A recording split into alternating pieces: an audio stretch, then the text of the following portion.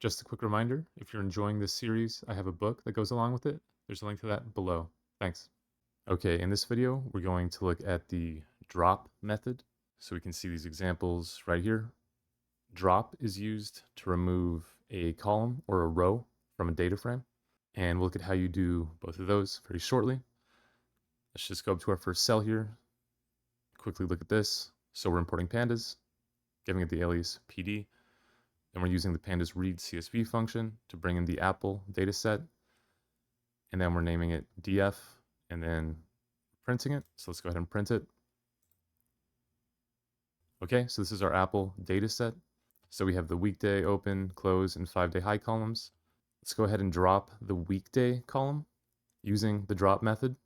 So let's look at this line right here. So the first thing we do is we reference the data frame. Then we append the drop method. And then inside of its parentheses, we tell it which column we want to drop. So we have weekday right here in quotations. And then with this access parameter, we're specifying whether we want to drop a column or a row. So with access set to 1, we're telling Python that weekday is a column and not a row. So if we run this, we can see weekday is gone. It's been dropped. This change isn't permanent. When you use drop like this, the change is only in the immediate output. It's not permanent. You can make it permanent by using the in-place parameter, which I talk about in the introduction to the series. Okay, let's go down to this line. So in this line, we're dropping 2 columns. So the important difference here is that the columns are in brackets, whereas weekday up here isn't. So if you want to drop multiple columns, you need to put them in brackets like this. And then as we had above, access is set to 1. Let's run this.